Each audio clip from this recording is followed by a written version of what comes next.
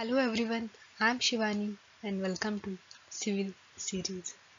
जर तुम्ही या व्हिडिओला BMC आणि महाट्रान्सको या एक्झामच्या MCQसाठी रेफर करणार आहात तर तुम्ही खूप उत्तम निर्णय घेतलेला आहे, कारण की या चॅनलद्वारे तुमच्याकडे जे काही MCQs प्रोव्हाइड केले जातील ते सगळे MCQs खूप इम्पॉर्टंट असतील आणि तेच MCQ जवळपास तशाच प्रकारचे MCQ तुम्हाला एक्झाममध्ये सुद्धा दिसतील.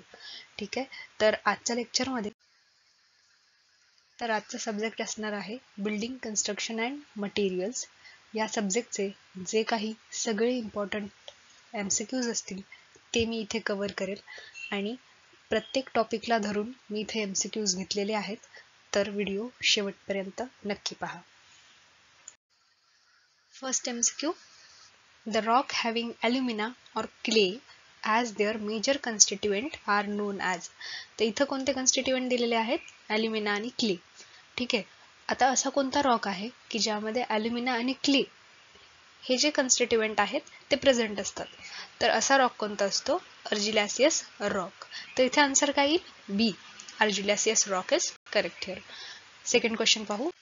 सेकंड क्वेश्चन आहे, which of the following is significant constituent of sedimentary rock. Sedimentary रॉकचा सिग्निफिकंट कन्स्टिट्युएंट काय आहे हे इथं विचारलेलं आहे. तर कन्स्टिट्युएंट काय असतो significant constituent of sedimentary rock is calcite. So C option is correct here. Next question, Mohs scale is used for stone to determine. Stone मध्ये ही जी मोह स्केल आहे ती आपण कशासाठी यूज करतो? तर to find out the hardness. Okay, find out hardness of stone we use Mohs scale. ठीक आहे, फर्स्ट जे दोन क्वेश्चन्स आपण घेतले होते तेही स्टोनच्या रिलेटेड होते, हाही स्टोनच्या रिलेटेड क्वेश्चन आहे. नेक्स्ट क्वेश्चन पाहू. ठीक आहे, इथे आपण सेकंड क्वेश्चन मध्ये सेडिमेंटरी रॉक पाहिला होता.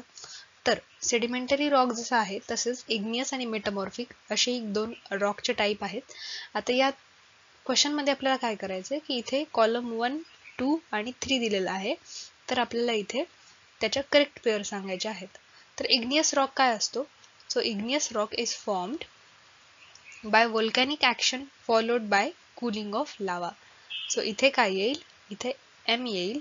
ठीक आहे, आता एक्झाम्पल काय असेल इग्नियस रॉकचं? तर एक्झाम्पल आहे granite.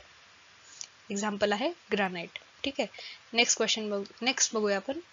Metamorphic rock. Metamorphic rock काय असतो? Metamorphic rock is formed by other rock type due to heat and pressure. ठीक आहे, हीट आणि प्रेशरमुळे जो फॉर्म झालेला असतो तो असतो मेटामॉर्फिक रॉक. एक्झाम्पल असेल मार्बल. एक्झाम्पल असेल marble. Next sedimentary rock. Sedimentary rock कसा फॉर्म होतो?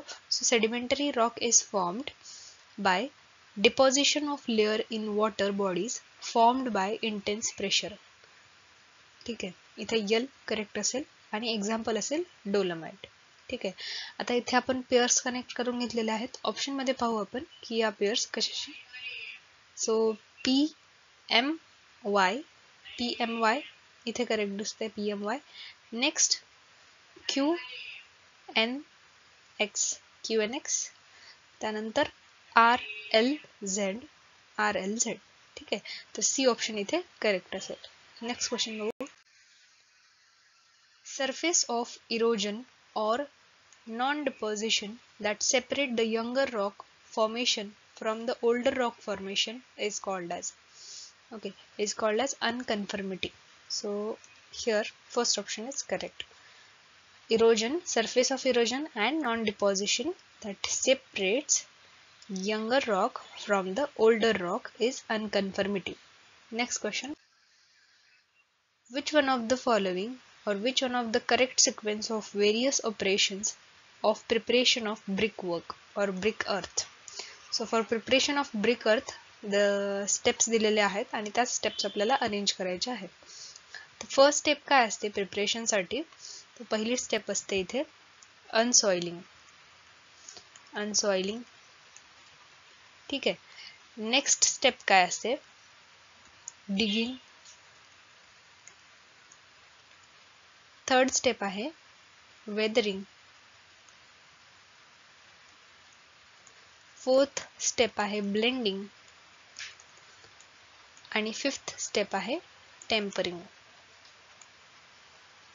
ओके. अनसॉइलिंग म्हणजे काय असतं की सॉइलचा वरचा जो लेअर आहे तो आपण इथे रिमूव्ह करतो आणि त्याच्या खालची जी सॉइल आहे ती आपण यूज करतो टू फॉर्म द ब्रिक अर्थ. सेकंड आहे डिगिंग, थर्ड आहे वेदरिंग, फोर्थ आहे ब्लेंडिंग आणि फिफ्थ आहे टेम्परिंग. सो इथे जो सिक्वेन्स करेक्ट दिसतोय आपल्याला तो सेकंड ऑप्शन मध्ये आहे. So here B is correct. Next question. Excess of silica in brick earth results in. So जर एक्सेस ऑफ सिलिका प्रेझेंट असेल ब्रिक अर्थमध्ये तर ब्रिक अर्थचं जे कंपोजिशन असतं ते काय असतं, तर तुम्ही असं लक्षात ठेवू शकता. हा एक शॉर्ट फॉर्म होतो कंपोजिशन ऑफ ब्रिक की Salim. So S for silica, then A for alumina, L for lime, I for iron oxide and M for magnesia. ठीक आहे, असं शॉर्ट फॉर्म मध्ये तुम्ही इथे कन्स्टिट्युएंट ऑफ ब्रिक लक्षात ठेवू शकता.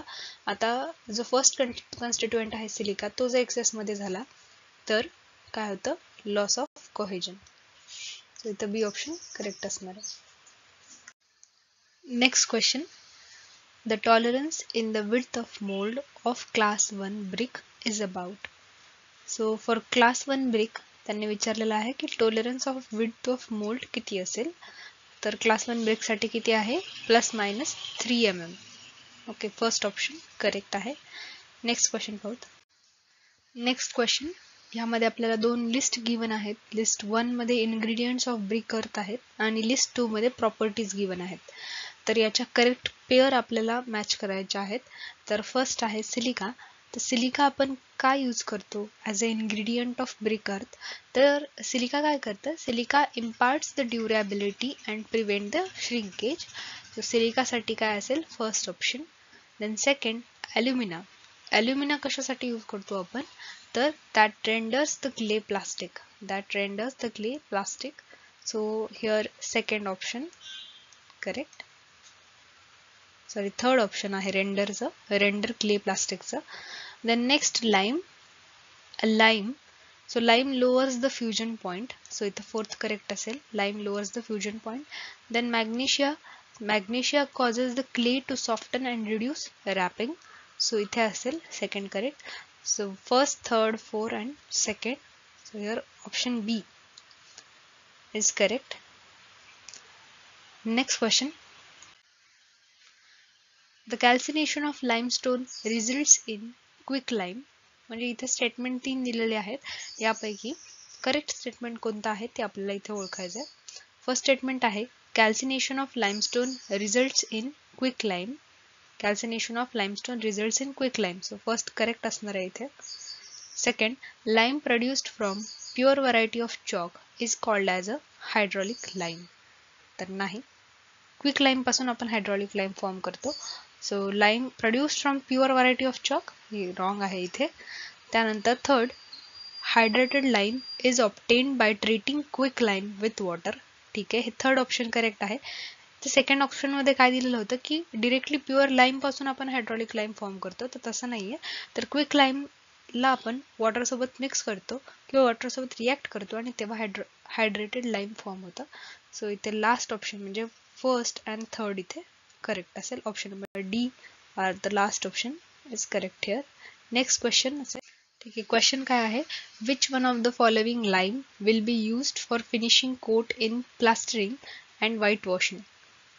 प्लास्टरिंग आणि व्हाईट वॉशिंग मध्ये फिनिशिंग कोट काय आहे इथे आपल्याला विचारलेलं आहे.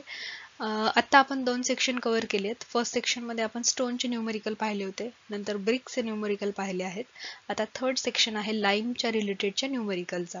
ठीक आहे, तर प्लास्टरिंग आणि व्हाईट वॉशिंगसाठी फिनिशिंग कोट म्हणून आपण काय यूज करतो, तर इथे फिनिशिंग कोटसाठी आपण यूज करतो magnesium and dolomitic lime. So CO third option magnesium and dolomitic lime हे करेक्ट असणार आहे for plastering and white washing. Next question पाहूत. ठीक आहे, नेक्स्ट क्वेश्चन हे सिमेंटच्या रिलेटेड आहेत. तर इथेही आपल्याला काय करायचं आहे, करेक्ट नॉट मॅच्ड करेक्टली. ठीक आहे, नॉट मॅच्ड करेक्टली अशी पेअर आपल्याला फाइंड आउट करायची आहे. तर फर्स्ट पेअर काय दिलेली आहे, फाईननेस. फाईननेससाठी अपॅरेटस कोणतं यूज करतो आपण, nurse and blaze. So first correct आहे. Second consistency.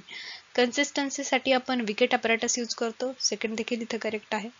त्यानंतर साऊंडनेस, साऊंडनेससाठी ली चॅटलर्स अपॅरेटस, ठीक आहे, थर्ड ऑप्शन सुद्धा करेक्ट आहे. त्यानंतर स्पेसिफिक ग्रॅव्हिटी, तर इथे स्पेसिफिक ग्रॅव्हिटीसाठी ली अँड नर्स अपॅरेटस दिलेलं आहे. तर ली आणि नर्स अपॅरेटस आपण हे स्पेसिफिक ग्रॅव्हिटीसाठी तर यूज करत नाही, पण आपण हे जे ली आणि नर्स अपॅरेटस आहे ते आपण यूज करतो to find out the specific area, ठीक आहे. आणि स्पेसिफिक ग्रॅव्हिटीसाठी आपण काय यूज करतो, तर तिथे यूज करतो आपण ली चॅटलर्स फ्लास्क, चॅटलियर फ्लास्क, ठीक आहे. तर इथे आपल्याला क्वेश्चनमध्ये विचारलेलं होतं की नॉट मॅच्ड करेक्टली अशी पेअर फाइंड आउट करायची आहे, तर ती पेअर असणार आहे लास्ट ऑप्शन म्हणजे स्पेसिफिक ग्रॅव्हिटी, ठीक आहे. तर स्पेसिफिक ग्रॅव्हिटी ते आपलं करेक्ट आन्सर असणार आहे. नेक्स्ट क्वेश्चन पाहू. Next question, to retard the initial setting time of cement the compound responsible for. तर इथे जो मेन शब्द आहे तो आहे रिटार्ड. रिटार्ड म्हणजे कमी करायचं आपल्याला इनिशियल सेटिंग टाइम. तर असा कोणता कंपाऊंड आहे जो रिस्पॉन्सिबल आहे to retard the initial setting time. आता तुम्हाला माहित असेल की सिमेंटच्या फॉर्मेशनच्या वेळी आपण जिप्सम हा यूज करतो, 3 to 4% जिप्सम आपण यूज करतो. आणि जिप्सम आपण कशासाठी करतो, टू फास्ट द प्रोसिजर, ठीक आहे. जी काही सेटिंगची प्रोसिजर आहे ती लवकर होण्यासाठी आपण तिथे जिप्सम ऍड करतो. आता प्रोसिजर फास्ट होईल याचा अर्थ काय, की जो इनिशियल सेटिंग टाइम आहे तो रिटार्ड होईल, म्हणजे कमी होईल, म्हणजे कमी वेळेमध्ये जे सिमेंट आहे ते सेट होऊन जाईल. त्याच्यासाठी आपण इथे यूज काय करणार आहेत, gypsum. So gypsum second option इथे करेक्ट असेल, ठीक आहे. नेक्स्ट क्वेश्चन पाहूत. Which of the following is correct if they are arranged in decreasing order of heat of hydration. ठीक आहे, हीट ऑफ हायड्रेशन मध्ये आपल्याला डिक्रीजिंग ऑर्डर मध्ये अरेंज करायचे आहेत दिलेले बोक्स कंपाऊंड, ठीक आहे. आता हीट ऑफ हायड्रेशन मध्ये heat of hydration decreasing order मध्ये अरेंज करायचे म्हणजे काय, की जे सगळ्यात मोठं आहे त्याच्यानंतर लहान, म्हणजे ज्याच्यामध्ये सगळ्यात कमी हीट ऑफ हायड्रेशन होईल असं आपण इथे अरेंज करणार आहेत. सगळ्यात जास्त हीट ऑफ हायड्रेशन कशामध्ये असतं, कोणत्या बॉक्स कंपाऊंड मध्ये असतं, तर ते असतं C3A ट्रायकॅल्शियम ॲल्युमिनेट. त्यानंतर असतं C3S, मग असतं C4AF आणि मग असेल C2S, ठीक आहे. Tricalcium aluminate, tricalcium silicate, tetra calcium aluminoferrite and dicalcium sulphate. Okay, tricalcium आणि डायकॅल्शियम सल्फेट, ठीक आहे. आता ही अरेंजमेंट आपल्याला इथे ऑप्शनमध्ये पाहिजे आहे, तर अशी जी अरेंजमेंट ऑप्शनमध्ये आपल्याला कोणता दिसतीये, तर थर्ड ऑप्शनमध्ये दिसतीये C3A is more than the C3S, which is more than C4AF and which is more than C2S. आता जर तुम्ही इम्पॉर्टंट क्वेश्चन पाहताय, जे सगळेच इम्पॉर्टंट क्वेश्चन आहेत, पण त्यामधला हा क्वेश्चन एक मोस्ट इम्पॉर्टंट क्वेश्चन असल्यासारखा आहे, कारण की बोक्स कंपाऊंडच्या रिलेटेड आपण कन्सन्ट्रेशन पाहिलेले आहे, त्याचे युजेस पाहिलेले आहेत. पण हा असा क्वेश्चन आहे की जो हीट ऑफ हायड्रेशन, म्हणजे ज्याला एक डिटेल स्टडी जर तुम्ही केलेला असेल की प्रत्येकाचा हीट ऑफ हायड्रेशन तुम्हाला माहित आहे, प्रत्येकाची वर्किंग माहित आहे, बोक्स कंपाऊंड काय आहेत हे माहित असेल, तेव्हाच तुम्ही कुठे जाऊन हा डिक्रीजिंग ऑर्डर फॉर्म करू शकता, ठीक आहे. तर अशा प्रकारचे जे डीप क्वेश्चन्स असतात, आता ज्यांना या क्वेश्चन्स मागचा जो काही कन्सेप्ट आहे तो माहित असेल त्यांना हा इझी क्वेश्चन वाटत असेल, बट ठीक आहे, हा क्वेश्चन जरा डीप कन्सेप्टकडे जातो, तर असे क्वेश्चन्स तुम्हाला एक्झाममध्ये येण्याचे जास्त चान्सेस आहेत. त्यानंतर नेक्स्ट क्वेश्चन पाहू. High alumina cement is produced by fusing together a mixture of. तर हाय ॲल्युमिना सिमेंट जो आहे तो आपण कसा फॉर्म करतो, कशाच्या फ्युजननं आपण हाय ॲल्युमिना सिमेंट फॉर्म करतो, तर त्यामध्ये येतं लाईम अँड बॉक्साईट, हे दोनच कंपोनंट्स येतात, लाईम अँड बॉक्साईट. सो इथे फर्स्ट ऑप्शन हे करेक्ट असणार आहे. त्यानंतर नेक्स्ट क्वेश्चन पाहू. Which of the following grade of concrete is recommended by BIS for moderate exposure condition. तर मॉडरेट एक्सपोजर कंडिशन याच्यासाठी एक चार्ट दिलेला आहे, आणि मी बऱ्याचशा जे काही मागचे MCQs घेतलेले आहेत त्यामध्ये हे charts me as a picture फॉर्ममध्ये तुम्हाला दिलेले आहेत, तर तुम्ही तो जो व्हिडिओ आहे तो रेफर करू शकता यासाठी. आणि एक्सपोजर कंडिशन, मॉडरेट एक्सपोजर कंडिशनसाठी जो काही ग्रेड ऑफ कॉन्क्रीट आहे तो आहे M25. सो इथे M25 हे करेक्ट असेल. नेक्स्ट क्वेश्चन पाहूयात. Next question, as per IS code provision the tolerance on Placing of reinforcement in a structural member having effective depth more than 200 mm shall be. जर effective depth ही 200 mm पेक्षा जास्त असेल तर tolerance limit किती असेल for placing of reinforcement, तर ते tolerance limit असेल ±20 mm. Next question, bulking of sand. Bulking of sand म्हणजे काय असतं? Bulking of sand is nothing but first option मध्ये काय आहे? Compaction of sand. कॉम्पॅक्शन म्हणजे व्हॉल्यूम कमी करणं, बल्किंग मध्ये काय होतं? व्हॉल्यूम जास्त होतं. त्यानंतर सेकंड ऑप्शन मध्ये दिलं आहे segregation of sand of particular size. नाही, सेग्रिगेशन म्हणजे काय होतं की जो ॲग्रिगेट आहे तो सिमेंट आणि मोर्टारचा जो फॉर्म आहे त्याच्यापासून सेपरेट होतं, हे म्हणजे सेग्रिगेशन झालं. नेक्स्ट थर्ड मध्ये आहे increase in volume of sand due to presence of moisture up to certain extent. ठीक आहे, बल्किंग म्हणजे काय असतं? Increase in a volume. So इथे थर्ड ऑप्शन करेक्ट असणार आहे. Next, modular ratio M for M25 grade of concrete. तर M25 हा ग्रेड ऑफ कॉन्क्रीट दिला आहे आणि त्यासाठी आपल्याला मॉड्युलर रेशो फाइंड आउट करायचा आहे. आता हा मॉड्युलर रेशो फाइंड आउट करण्यासाठी तुम्हाला एक व्हॅल्यू माहित पाहिजे, जी व्हॅल्यू आहे sigma CBC, permissible compressive strength of concrete. So यासाठी तुम्हाला इथे एक चार्ट प्रोव्हाइड केलेला आहे, हा चार्ट. तर यामध्ये सिग्मा CBC ची व्हॅल्यू इथे गिवन आहे, सिग्मा CBC, आणि M25 आपल्याला गिवन आहे. तर M25 साठी सिग्मा CBC ची व्हॅल्यू इथे 8.5 दिलेली आहे. तर आपण इथं न्यूमरिकल सॉल्व करू हा. तर इथे फॉर्म्युला काय येईल to find out modular ratio. तर मॉड्युलर रेशोसाठी आपण इथे M equals to 280 divided by 3 sigma CBC, 280 divided by 3 into 8.5. ठीक आहे, हे कॅल्क्युलेशन जर तुम्ही केलं तर तुम्हाला इथे आन्सर मिळेल 10.98. So this is the modular ratio for M25 grade of concrete. So इथे जो थर्ड ऑप्शन आहे तो करेक्ट असेल. आणखी एक फॉर्म्युला असतो to find out the modular ratio, आणि तो फॉर्म्युला असतो M equals to Young's modulus of steel to Young's modulus of concrete. ठीक आहे, नेक्स्ट क्वेश्चन पाहूया. The disease of dry rot timber is caused by. आता हा जो ड्राय रॉट टिंबर आहे हा डिसीज कशामुळे होतो? तर ड्राय रॉट टिंबर. ठीक आहे, हा कशाचा पार्ट आहे? टिंबरचा पार्ट आहे.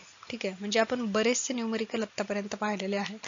आपण फर्स्टमध्ये स्टोन पाहिलं, नंतर ब्रिक पाहिलेलं आहे, लाईम पाहिलंय, सिमेंट पाहिलेलं आहे, आणि त्यानंतर कॉन्क्रीटचे सुद्धा न्यूमरिकल आपण किंवा न्यूमरिकल आणि MCQs सुद्धा पाहिलेले आहेत. आणि आता आपण पाहणार आहोत टिंबर. तर टिंबरमध्ये इथे काय दिलेलं आहे की ड्राय रॉट. ठीक आहे, टिंबर मधला हा एक डिसीज आहे ड्राय रॉट, आणि तो म्हणजे काय असतो? तर हा ड्राय रॉट म्हणजे काय? तर लॅक ऑफ प्रॉपर व्हेंटिलेशन. ठीक आहे, जर प्रॉपर व्हेंटिलेशन एखाद्या टिंबरचं होत नसेल तर त्यावेळी हा ड्राय रॉट जो डिसीज आहे तो टिंबरला होण्याचे चान्सेस असतात. Next question, artificial method of seasoning of timber is. तर इथं सिझनिंगच्या आर्टिफिशियल मेथड कोणत्या आहेत ते विचारलेलं आहे. बॉइलिंग ही आर्टिफिशियल मेथड आहे, केमिकल सिझनिंग सुद्धा आर्टिफिशियल मेथड आहे, आणि वॉटर सिझनिंग ही सुद्धा आर्टिफिशियल मेथड आहे. तर ऑल ऑफ द अबव हे इथे करेक्ट आन्सर असेल. आता आर्टिफिशियल सिझनिंग या 3 आहेत. तर जी नॅचरल सिझनिंग आहे त्याचं एक्झाम्पल आहे air seasoning. Air seasoning, this is an example for natural seasoning. Okay, next question. इथे सुद्धा 2 लिस्ट दिलेल्या आहेत आणि करेक्ट पेअर मॅच करायचे आहेत आपल्याला.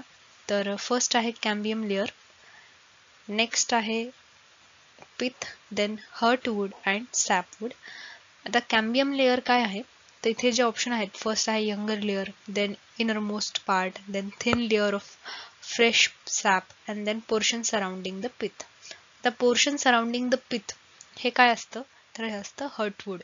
ठीक आहे, इथे 4 येईल. त्यानंतर पिथ, पिथ काय असतं? तर इनर मोस्ट पार्ट आहे, तर इथे येईल सेकंड. त्यानंतर sapwood, thin layer of fresh sap, आता इथे आपल्याला काय भेटलं, इथे सेकंड भेटलं, इथं फोर्थ भेटलं. ठीक आहे, आपण इथं ऑप्शनमध्ये पाहू शकतो, इथे सेकंड आहे, इथे 4 आहे. ठीक आहे, बाकी कोणत्याही ऑप्शनमध्ये नाहीये. जरी तुम्हाला बाकीचे कॅम्बियम लेअर सॅपोड येत नसेल तरी हे दोन जे तुम्हाला आन्सर्स आलेले आहेत याच्यावरनं तुम्ही ऑप्शन बी ला इथे टिक करू शकता. तरी आपण उरलेले पाहू. कॅम्बियम लेअर काय असतो, तर cambium layer is thin layer of fresh sap. Fresh सॅपचा थिन लेअर असतो. आणि सॅपवूड काय असतो, तर sapwood is the youngest layer. Sapwood is youngest layer. 3, 2, 4, 1. So इथे बी ऑप्शन काय असेल, करेक्ट असेल. Next question. The main constituent of varnish is. ठीक आहे, टिंबर आता इथे कंप्लीट झालेला आहे. आता आपण पेंट हा जो टॉपिक आहे तो इथे डिस्कस करू MCQच्या फॉर्ममध्ये. तर the main constituent of varnish is. तर वॉर्निशचा मेन कन्स्टिट्युएंट काय असतो, तर तो असतो रेझिन. सो इथे ऑप्शन सी हे करेक्ट असेल. Next question.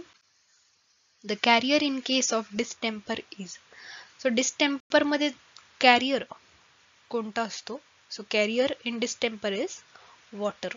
सो इथे फोर्थ ऑप्शन जो आहे तो करेक्ट असेल. Next question and last question. The settling of pigments particles of paint into a hard compact mass which is not easily redispersed by stirring is called as. Okay, redispersed by stirring, not easily redispersed by stirring is nothing but a caking. Okay, so इथे first option correct असेल. तर इथे आपण बरेचसे numerical पाहिले, म्हणजे प्रत्येक topic मी इथे कव्हर करण्याचा प्रयत्न केलाय. आपण स्टोनवर न्यूमेरिकल घेतले आहेत, त्यानंतर ब्रिक आपण इथे कव्हर केलेलं आहे, ब्रिकमधले जे काही इम्पॉर्टंट न्यूमेरिकल्स आहेत ते, सिमेंट, त्यानंतर कॉन्क्रीटवरही आपण बरेच न्यूमेरिकल पाहिले आहेत, त्यानंतर लाईम इथे आपण पाहिलेलं आहे, टिंबर डिस्कस केलेलं आहे, आणि त्यानंतर पेंट. असे जे काही महत्त्वाचे टॉपिक आहेत बिल्डिंग कन्स्ट्रक्शन मटेरियल मधले, ते सगळे आपण इथे कव्हर केलेले आहेत. आणखी बरेचसे पॉईंट इथे राहिलेले आहेत, जसं की फॉर्मवर्क राहिलेलं आहे. तर असे जे काही पॉईंट्स आहेत ते पुढच्या व्हिडिओमध्ये मी नक्की घेऊन येईल, त्याच्यावरही मी MCQ बनवेल. आणि या टॉपिक्स मधले सुद्धा आणखी काही जर इम्पॉर्टंट न्यूमेरिकल्स बाकी असतील तर ते सुद्धा न्यूमेरिकल मी पुढच्या व्हिडिओमध्ये नक्की ॲड करेल. तोपर्यंत हा व्हिडिओ पूर्ण पहा, प्रॅक्टिस करा. याच्या अगोदरही चॅनलवर बरेचसे MCQ अपलोड झालेले आहेत, तिथून सुद्धा तुमची प्रॅक्टिस होऊ शकते. मी प्रत्येक टॉपिकला धरूनच MCQ इथे जे काय आहेत ते तुमच्यासाठी प्रोव्हाइड केलेले आहेत, आणि प्रत्येक MCQ इम्पॉर्टंटच आहे. जरी हे व्हिडिओ तुम्ही प्रत्येक वेळी पाहत नसाल तरी हे MCQ जे आहेत ते तुम्ही तुमच्या नोटबुकमध्ये किंवा ज्याच्यामध्ये तुम्ही नोट्स तुमच्या काढलेल्या आहेत त्यामध्ये तुम्ही इथं ॲड ऑन करू शकता. जस्ट ॲड ऑन करण्यासाठी तुम्हाला पूर्ण MCQ लिहिण्याची गरज नसते. आता जसं की इथं केकिंग आहे, ठीक आहे, तुम्ही काय करू शकता, केकिंग लिहू शकता, असा एक ॲरो देऊ शकता आणि त्याच्यासमोर लिहू शकता की हे एक पिगमेंट आहे, ठीक आहे, पेंटमधलं शॉर्ट फॉर्ममध्ये, ठीक आहे, आणि ते काय होतं, दॅट इज नॉट. ठीक आहे, या जो MCQ आहे याच्याबद्दल मी तुम्हाला सांगते की तुम्हाला नोट्समध्ये MCQ कसे ॲड करत जायचे. तर नोट्स तुम्ही बनवलेले असतील तर प्रत्येक टॉपिक नंतर एक पेज तुम्हाला त्याच्या पुढे सोडायचं आहे. ते कशासाठी, तर जेव्हा तुम्ही MCQs सॉल्व कराल तेव्हा MCQs मधून सुद्धा तुम्हाला बराचसा थेरीचा जो कंटेंट आहे तो मिळत जातो. आता इथे काय होतं की कॅम्बियम लेअर, पिथ, हर्टवूड, सॅपवूड हे आपण कंटेंट खूप वास्टमध्ये आपल्या नोट्समध्ये लिहिलेलं असतात. ठीक आहे, ज्यांना कोणी शॉर्ट नोट्स बनवलेले आहेत तर त्यांच्यासाठी इझी गेलं असेल, कारण की त्यांनी डिरेक्टली लिहिलेले असेल की पिथ म्हणजे काय आहे. तर एका शॉर्ट वर्ड्समध्ये जर तुम्ही लिहित गेलात तर तुम्हाला ते इझी राहील अंडरस्टँड करण्यासाठी. सो तुम्ही नोट्समध्ये असं लिहू शकतात की पिथ म्हणजे काय, तर पिथ हा इनरमोस्ट पार्ट असतो, तर तो ब्लॅक कलरमध्ये असतो. ठीक आहे, आणि पिथचा काही यूज नसतो. ठीक आहे, त्यानंतर सेकंड असं लिहू शकता की हर्टवूड. आता हर्टवूडमध्ये लिहू शकता की हर्टवूडची प्लेसमेंट कुठे आहे, प्लेसमेंट काय आहे की पिथ नंतर काय येतं, हर्टवूड येतं. ठीक आहे, म्हणजे नोट्समध्ये तुम्ही असं लिहू शकता की सेंटरला पिथ आहे, मग नंतर येईल हर्टवूड, मग येईल सॅपवूड, मग येईल कॅम्बियम लेअर. ठीक आहे, अशा टाईपचं जे काही न्यूमेरिकल्स किंवा जे काही थिअरीचा पार्ट त्या एका पर्टिक्युलर MCQला धरून बनतो, तर त्याच्यावरनंच तुम्ही अज्युम केलं पाहिजे की याच्यावर आणखी कशा प्रकारे क्वेश्चन विचारला जाऊ शकतो, आणि असे जे काही पॉईंट्स आहेत ते तुम्हाला तुमच्या नोट्समध्ये ॲड करून ठेवायचे आहेत. आता तुमची एक्झाम आहे 13 आणि 14 मेला. बऱ्याच जणांचा सिलेबस कंप्लीट झालेला असेल, बऱ्याच जणांचा सिलेबस राहिलेला असेल, कोणी कोणी फर्स्ट टाइम स्टार्ट केलेलं असेल, म्हणजे पहिल्यांदा जेव्हा फॉर्म भरला होता तेव्हा काही अभ्यास केलेला नव्हता आणि आता एक्झाम पुढे गेली आहे म्हणून जो काही अभ्यास आहे तो स्टार्ट केलेला आहे आता. ठीक आहे, तर तुम्ही जो कधीही कोणती एक्झाम टार्गेट करताना ना एक लक्षात ठेवायचं की थोडी एक्झाम दूरची ट्राय करायची, कारण की आपला सिलेबस कव्हर झालेला नसेल तर थोडा टाइम स्पॅन असणारी एक्झाम कधीही आपण टार्गेट करायची. आपण आज अभ्यास करतोय आणि पुढच्या महिन्यात जर आपली एक्झाम आहे तर तोपर्यंत आपला सिलेबस कव्हर होऊ शकत नाही. तेव्हा अशी एक्झाम टार्गेट करा की ज्याच्यामध्ये तुम्हाला मिनिमम 3 महिन्याचा तरी टाइम भेटेल, ज्यामध्ये तुम्ही पूर्ण सिलेबस कव्हर करू शकता. ठीक आहे, आता राहिला पार्ट ज्यांचा सगळा सिलेबस कव्हर झालेला आहे पण ज्यांनी कोणी नोट्स बनवलेले नसतील, MCQ स्टार्ट केलेले नसतील, तर सगळ्यात पहिले तो जो सिलेबस आहे किंवा तो एखादा पर्टिक्युलर सब्जेक्ट आहे तो पूर्ण वाचा, त्याच्या नोट्स बनवा आणि नोट्समध्ये प्रत्येक टॉपिक नंतर एक एक पेज सोडा आणि तुम्ही MCQ सॉल्व करा. जेव्हा MCQ सॉल्व करता तेव्हा बराचसा डेटा तुम्हाला एक्स्ट्राचा मिळतो, तो त्या रिमेनिंग पेजेसमध्ये तुम्हाला लिहायचा आहे.